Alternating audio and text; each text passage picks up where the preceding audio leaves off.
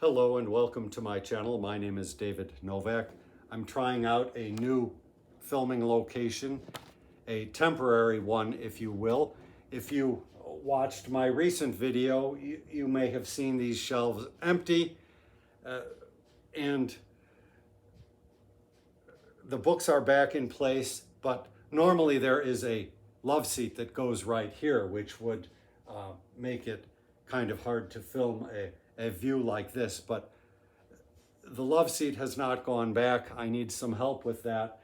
So while the books are in place, I thought, well, let me try to post a video with me sitting in front of all of these books because that seems to be the standard booktube thing to do. Now, I watched this morning a delightful tag video by Bill Rutenberg of the Rutenberg Library. I will put a link in the description box called the Currently Reading Tag.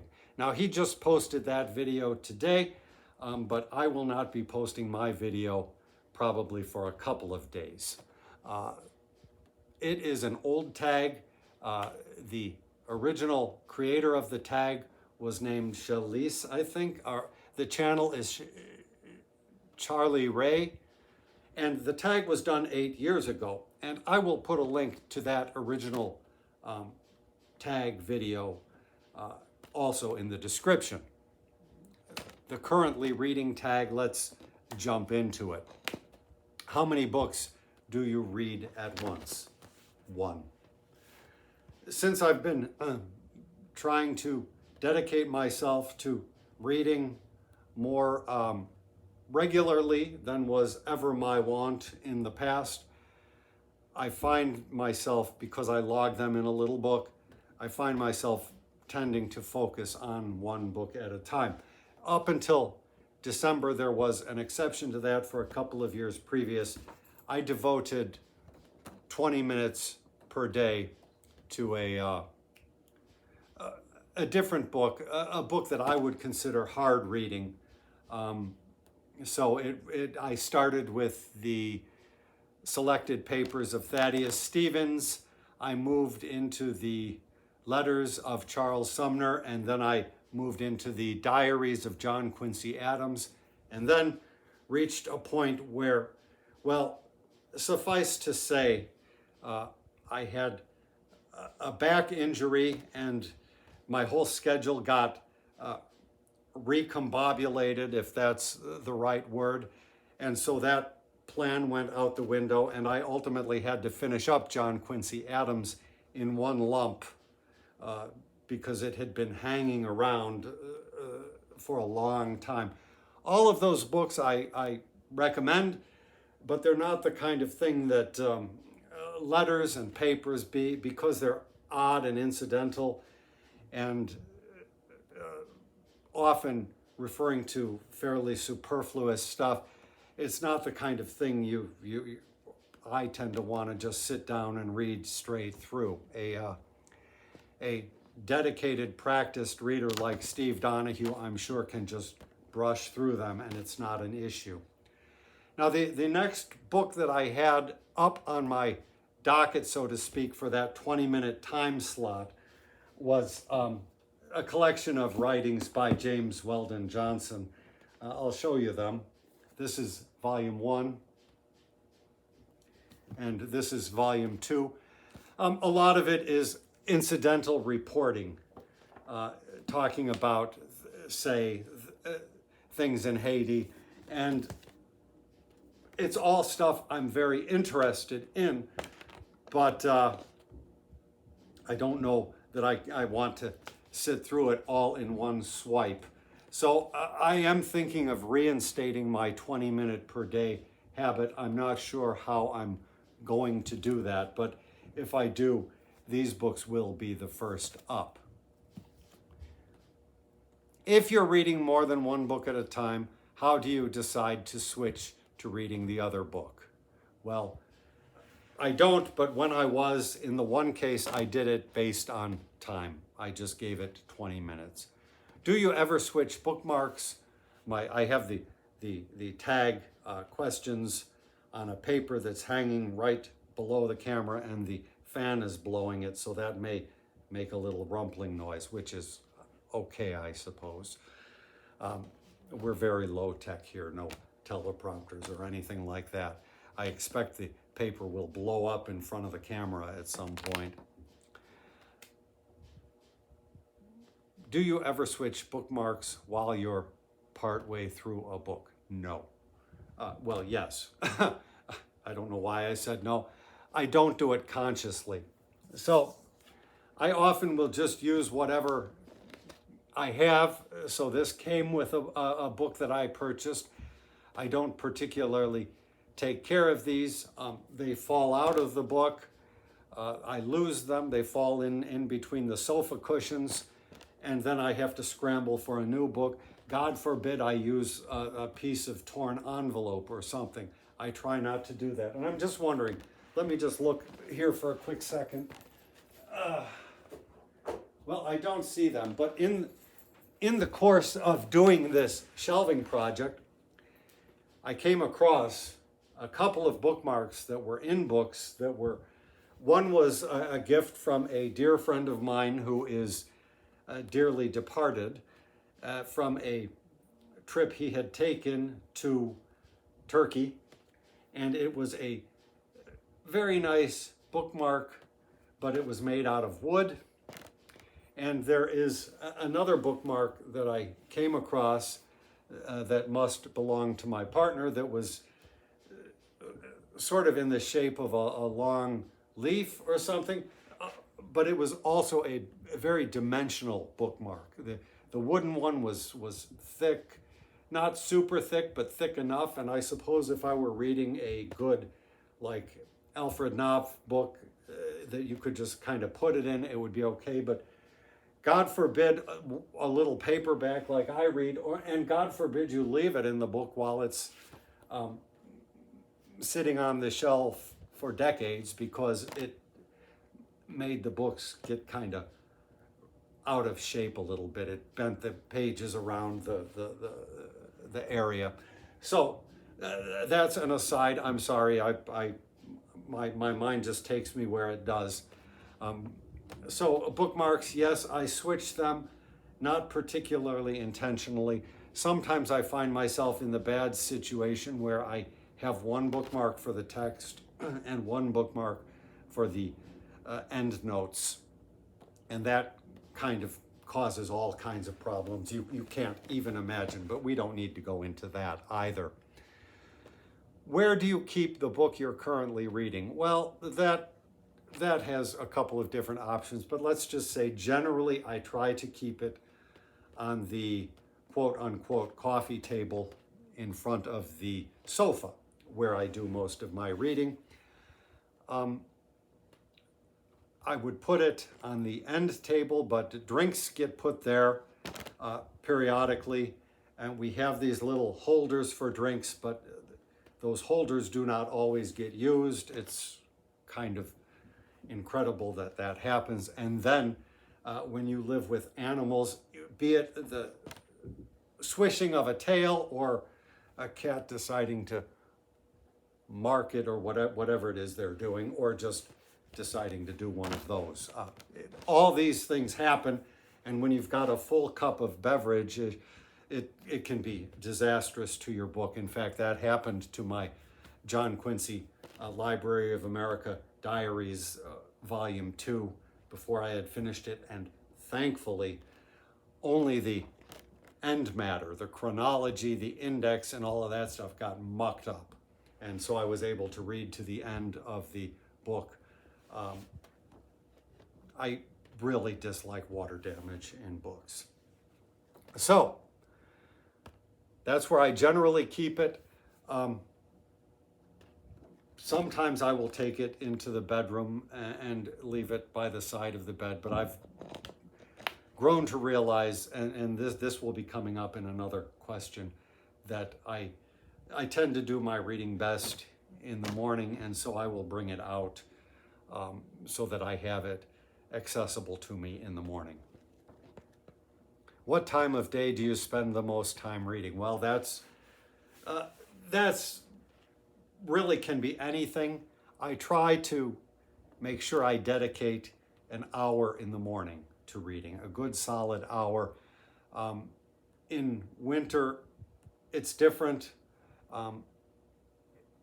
Bill, I think, says he dedicates between the hours of 4 and 6 or 4 and 6:30 in the morning. And that is great if I can get up at 4 in the morning. I have not been able to do that lately. This past winter, I was doing it, and then you get up at 4 and you have between 4 and 6, 2 hours when you don't have to really do any chores because nobody else is up. The dogs are still sleeping. So that was working very well, and I hope when winter comes again, though it's not coming as well as it used to, that I will be able to get back into that habit. But Shalise in her video said she likes to read during the day because she can't read when she's tired, and she's always tired. Now, if that young woman is always tired, well, and 8 years have gone by since then, she doesn't know what's ahead of her. Let me just put it that way. Always tired. I can talk about always tired, but I'll spare you that. How long do you typically read in one go? Well, I'm also very easily distractible, as she said, so I can be stuck on one paragraph for 3 hours because I keep getting distracted by things. That's not at all uncommon. That's why it is sort of critical for me to at least enforce that 1 hour in the morning where I get a dedicated stretch. I started doing that when I was reading the Arabian Nights, which is, as I have said in another video, sort of a puerile book. It's not a word I get to use very often. And I wanted to finish it, and so I forced myself to read in 1 hour increments, bam, bam, bam, 3 times a day if I could. And I made it through. That would be my ideal if I could. I don't live in an ideal world, unfortunately. And when it comes down to it, I would not want to either. I should make that very clear. I know you didn't come here for all this extraneous philosophizing. Do you read hardcovers with the dust jacket on or off? Well, generally on. Like this, it's a withdrawn library book. That's not uncommon with the hardbacks that I read. Now this one turns out it was not, so this could come off, but it looks, Bill was talking about how they tend to slide. This looks like it's going to be pretty secure, and I will just be reading for 20 minutes at a shot if I get to this. So I will probably leave it on because, unfortunately, taking a jacket off makes it more liable to damage possibly than even being on, although being on is also a big liability. The best would be to take it off and put it in a safe somewhere. You know, I suppose if I have space in here, you can see some of my reference books went into this spot, and there's other ones behind. I can fit them 2 deep, which is nice. So I figured these are the ones that I will be using most likely.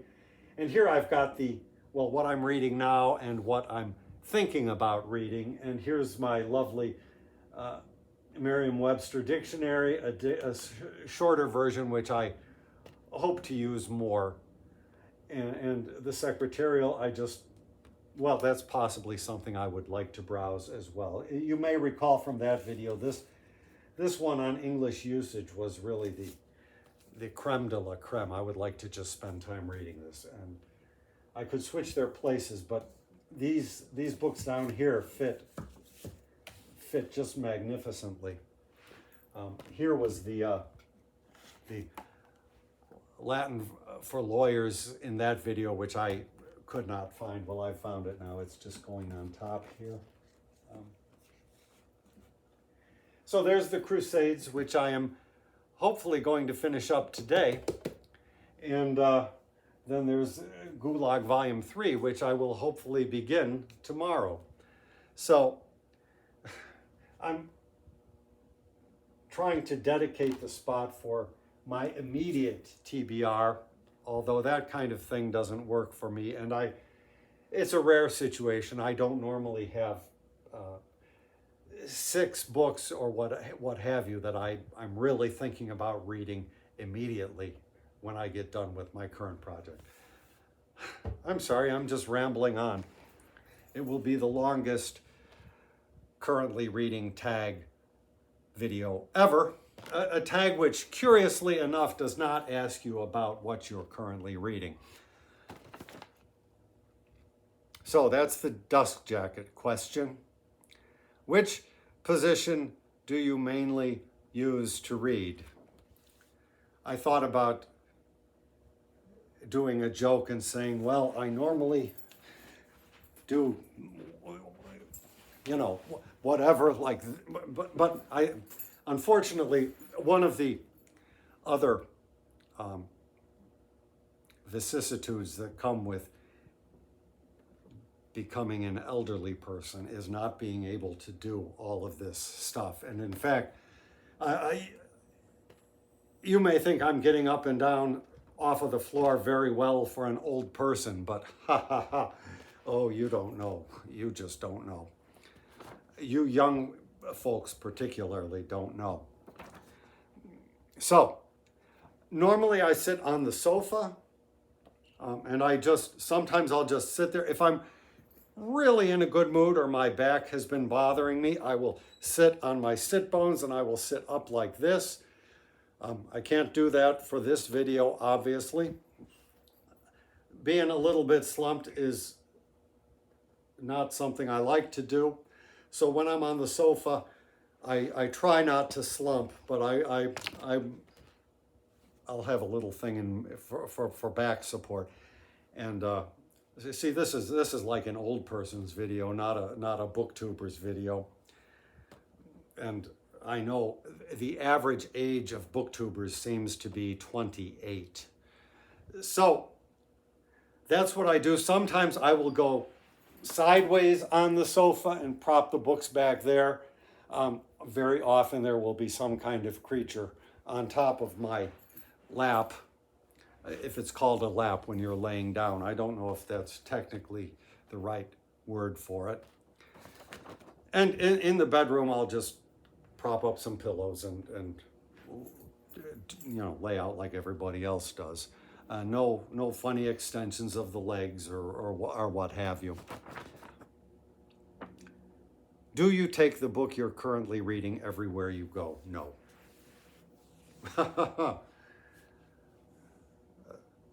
It would not be practical.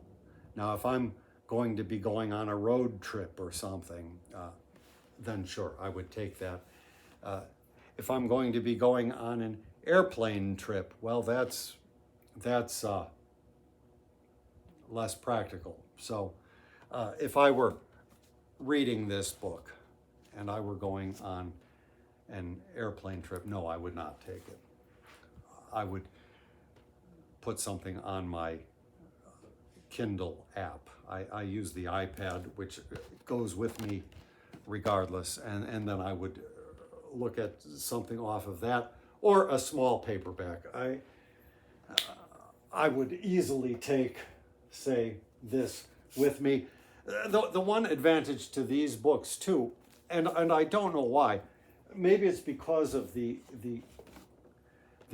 reading this Folio Society edition of Stephen Runciman.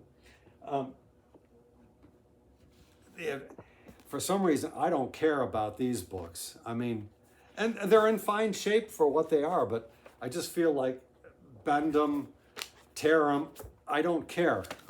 So,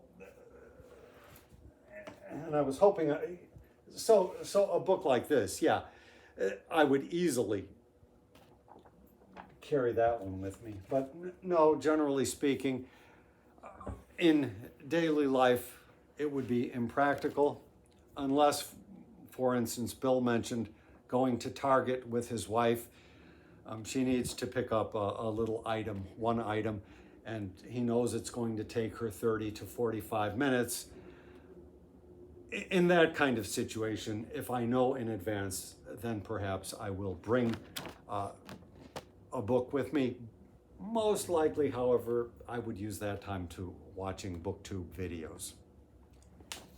Okay, especially if I'm in the car. Now, if I'm in a place of business like a coffee shop, well, then I will have brought the book for sure.